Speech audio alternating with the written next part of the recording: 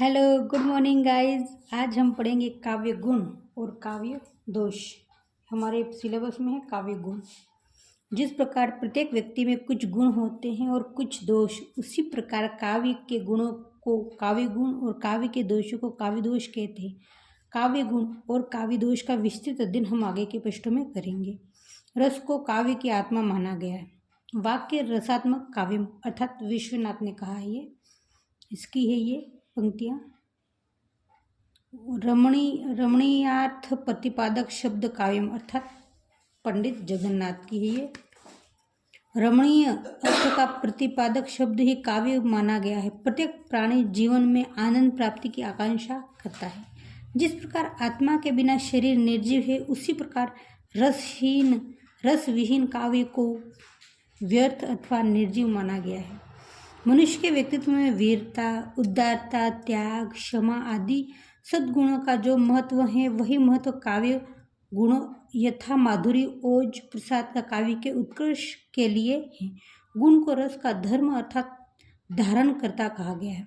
रस के लिए गुणों का होना परम आवश्यक है। काव्य के विधायक उसकी शोभा बढ़ाने वाले धर्म गुण है। गुणों की व्यंजना अक्षरों अथवा वर्णों से होती है। रस का उत्कर्ष करने वाले वाली बातों को गुण कहते हैं। काव्य गुण। काव्य के 3 गुण होते हैं: माधुर्य, ओज, प्रसाद। माधुर्य गुण अंतकरण को आनंद उल्लास से द्रवित करने वाली कोमल मधुर वर्णों से युक्त रचना माधुर्य गुण संपन्न होती है। माधुर्य काव्य का वह अनुपम सरस गुण है जो चित्त को पिघलाकर उसे आह्लादित कर देता है। माधुर्य का शब्दार्थ है शहद जैसा मीठा। माधुर्य युक्त रचना को पढ़ने से पाठक के हृदय में एक आह्लाद उत्पन्न होता है, जो मन को कठोर, मन को भी पिघलाकर द्रवित, सरल और सरल कर देता है। माधुर्य का संबंध श्रृंगार, शांत, करुण रसों से होता है। इसके व्यंजक इस प्रकार होते हैं: ट, ठ, ड, ड को छोड़कर अपने पंचम वर्ण ड, ण, न, मन से संयुक्त स्पर्श वर्ण। ण को छोड़कर शेष पंचम वर्ण यथा ड, ण, न, म, ह्स्व, ण तथा र।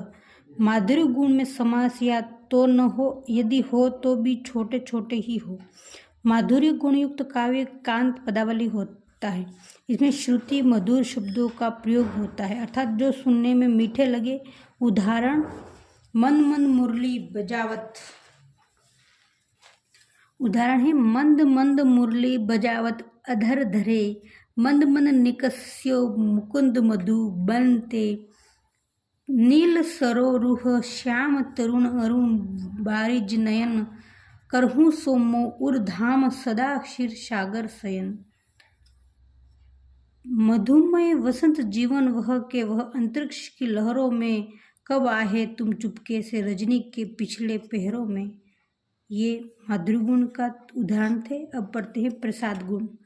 प्रसाद गुण जिसके चित्त में उदित होते ही अर्थ स्फुट हो जाए, उसे प्रसाद गुण कहते हैं। जहाँ कवि सरल शब्दावली का प्रयोग करता है और पाठक बिना किसी कठिनाई के तुरंत उसका अर्थ समझ लेता है, वहाँ प्रसाद गुण समझना चाहिए। प्रसाद गुणयुक्त रचना का प्रभाव पाठक पर तुरंत पड़ता है।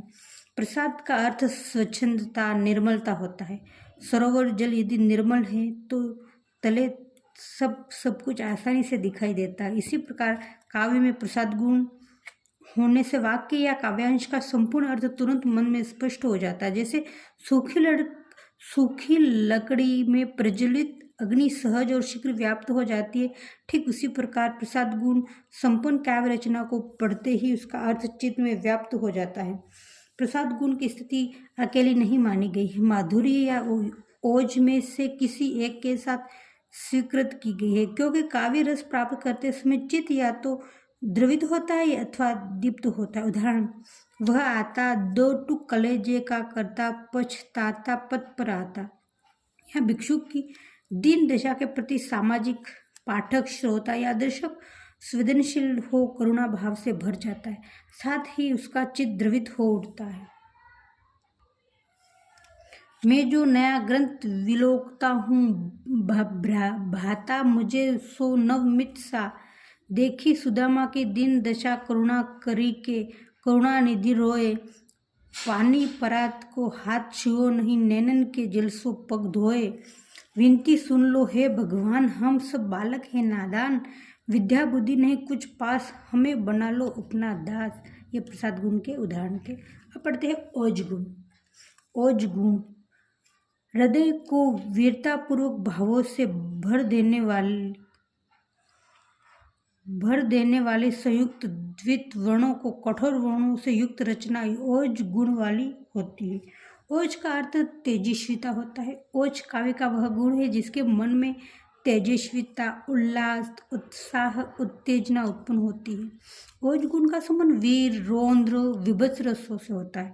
जब वीर तथा रौद्र रस की रचना में ट वर्ग टठ डण वर्णों की अधिकता रहती है तो संयुक्ताक्षरों का प्रयोग होता है। जैसे क्रुद्ध, विहंगना, विस्फारित, प्रलय, टकार लंबे लंबे समास होते हैं। यथा शतशेष, संवरणशील, तीक्ष्ण, शर, विद्रत, क्षिप करे तो इसमें पढ़ते सुनते समय पाठक श्रोता के मन में उत्साह, क्रोध आदि भाव को सहज संचार होता है। ये भाव भाषा में ओज गुण के कारण उत्पन्न होते हैं।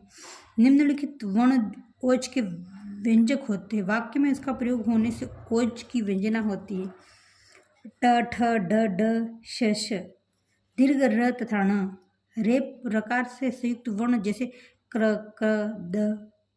अल्प प्राण वर्णों से संयुक्त उसके महाप्राण वर्ण जैसे ये क ख, च छ, ट ड, त थ, ड द ऐसे।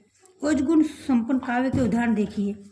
चिक करी है दिग्गज, ढोल मही मही, लोल सागर खर भरे, मन हरख सब गंधर्व, सुर मुनि नाग किन्नर दुख टरे, कट कटिही मरकट विकट भट बहु कोटि कोटिन धावही, जय राम प्रबल प्रताप कौशन नाथ गुनगुन गावही।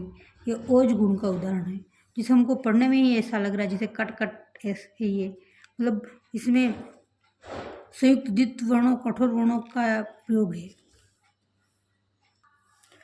ओज गुण के और कुछ उदाहरण देखिए।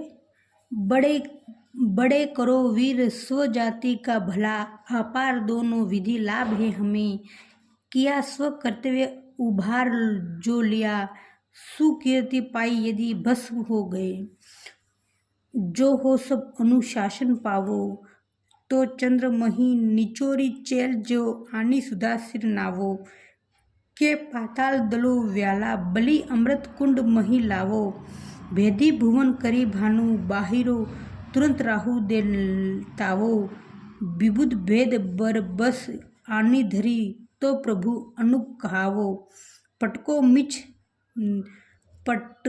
मिच नीच मुशक जो सभी को पाप बहावो। आज इतना ही। Bye bye.